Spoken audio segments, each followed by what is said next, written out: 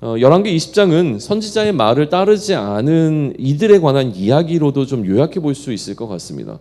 다시 얘기하면 선지자의 말을 따르지 않았던 왕 아합, 그리고 선지자의 요구를 따르지 않았던 그래서 죽음을 맞이하게 된 친구에 관한 이야기, 이런 어떤 몇 가지 에피소드들이 복합적으로 들어가 있으면서 선지자가 전하고 있는 하나님의 말씀을 따르지 않음에 관한 주제가 수면 위로 이제 떠오르는 것을 우리는 경험하게 되는 것이죠.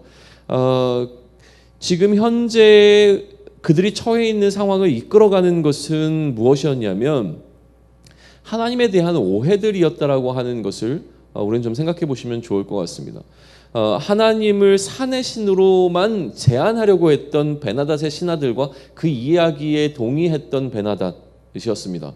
자신들의 패배의 원인을 하나님이 산의 신이었기 때문에 전쟁에 능했고, 하나님이 산이 아닌 지역에서 전쟁을 하게 되면 반드시 우리가 훨씬 더 강할 것이라고 하나님의 그 권능을 제한하려고 했던 그 오해가 등장하고요.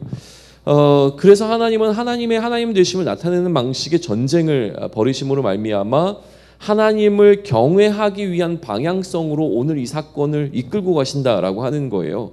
그러면 하나님을 오해하지 않고 하나님을 하나님 되시는 그 하나님 자체로 인정하고 하나님을 경외한다라고 하는 것은 무엇이냐면 결국 하나님의 명령을 따르고 순종하는 것을 통해서 드러나게 된다라고 하는 것이죠. 우리가 하나님을 하나님으로 제대로 이해하고 그 하나님을 두려워하며 그 하나님을 경외하는 자의 모습을 나타낸다라고 하는 것은 무엇을 통해 증명되냐면 우리의 입술의 고백을 통해서만 증명되는 것이 아니라 우리가 그 하나님의 말씀을 순종하고 준행하는 것을 통하여 우리가 하나님을 경외하고 있다는 것이 드러나게 되는데, 오늘 그 하나님을 경외하는 것을 위하여 이 목적 가운데 존재하고 있었던 아합이 하나님을 경외하는 것에 어떻게 실패하였는가라고 하는 사실을 오늘 우리에게 좀 보여주고 있습니다. 그러면 이런 생각을 좀 해볼 수 있을 것 같아요. 아합은 왜 막판에 베나닷을 쳐 죽이지 아니하고 그를 용납하고 수용하게 되었는가라고 하는 부분에 질문을 던져볼 수 있을 것 같은데, 오늘 본문은 그 부분에서 구체적으로 다루고 있지는 않습니다. 그러나 우리가 유추해 볼 수 있는 것은 무엇이냐면 그렇게 베나닷과 화친을 맺게 됨으로 인하여서 아합에게 얻게 되어진 것이 무엇이냐라고 하는 것인데, 분명히 아합에게는 경제적 이득이 돌아왔습니다. 그래서 그가 잃어버렸던, 그의 아버지 때에 잃어버렸던 성읍들을 되찾게 되어지는 일들이 발생한 것이죠. 그러니까 아마도 이 과정 가운데 단순히 이 베나닷의 신하들이 아합을 찾아와서 목숨을 구걸한 것을 넘어서서 그 과정 가운데 무언가 제안한 것이 있었고, 그 제안이 아합에게 경제적 이득을 가져왔을 것이라고 하면 추측해 볼 수 있는 것이죠. 그러면 이제 오늘 우리가 하나님을 어떻게 생각하고 있는가, 하나님을 생각하는 것에 어떤 오해는 없는가, 혹은 우리가 하나님을 인정하고 있지만 우리의 생각을 어느 순간 왜곡시켜 버리게 되어지는 상황들은 어떻게 찾아오는가라고 하는 것들을 좀 살펴볼 수 있을 것 같아요. 오늘도 우리는 하나님을 단지 산의 신으로만 오해할 수 있습니다. 하나님은 모든 것 가운데 하나님이신데도 불구하고 우리는 특정한 영역에서만 하나님을 하나님으로 인정하고 있다는 것이죠. 왜 그러냐면 우리의 삶의 모든 부분을 하나님 앞에 올려드리지 못하고 살아가는 것이 너무나 분명하다면 우리는 하나님을 산의 신으로만 왜곡하고 있는 것이 너무나 분명하다는 사실입니다.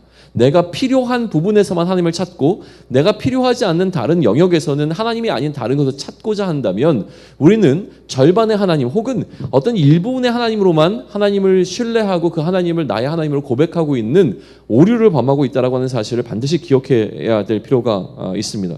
이처럼 하나님을 경외하는 것, 하나님이 하나님 되심을 우리가 놓쳐버리게 되면 그러면 우리는 하나님의 명령을 그렇게 가볍게 여길 수 있게 되어지는 여지가 열린다라고 하는 것이죠. 그런데 문제는 뭐냐면 내가 하나님의 명령을 가볍게 여기고 어떤 것은 하나님의 명령을 준행하지만 어떤 것은 하나님의 명령을 준행하지 않았을 때 나오는 결과가 굉장히 두렵습니다. 어떤 결과가 찾아오냐면 하나님의 명령을 준행하지 않으면 즉각적으로 나에게 손해가 찾아와야 하는데요. 손해가 찾아오지 않는다는 거예요. 우리가 하나님의 명령을 준행하지 않았을 때 우리 앞에 바로 그러니까 경제적 손실이라든가 아니면 어떤 하나님의 진노가 임박해서 막 찾아오게 되어지면 우리는 깨닫게 되어지겠죠. 그러나 하나님의 명령을 준행하지 않았을 때 우리 앞에 베나닷이 아합에게 제공했던 성읍처럼 일이 잘 풀리는 것 같고 뭔가 경제적으로 잘 되는 것처럼 느껴질 때에 이게 훨씬 더 우리를 위험하게 만든다는 사실을 꼭 기억해 볼 필요가 있습니다. 오히려 그렇게 해서 하나님의 명령을 저버렸기 때문에 아합에게는 하나님의 진노가 임하는 선지자의 선포가 주어졌음을 우리는 기억하며 내 생각으로 하나님을 제한하는 실수를 범하지 않았으면 좋겠습니다. 내가 해석하는 하나님으로 하나님을 이해하면 우리는 충분히 하나님을 오해할 수밖에 없습니다. 하나님의 말씀을 말씀 그대로 받고 순종할 수 있기를 원합니다. 하나님은 우리의 생각보다 크신 분이라고 하는 사실은 너무나 명확한 것입니다.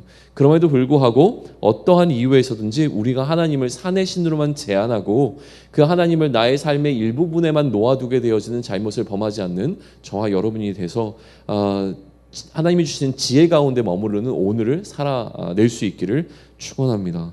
아멘.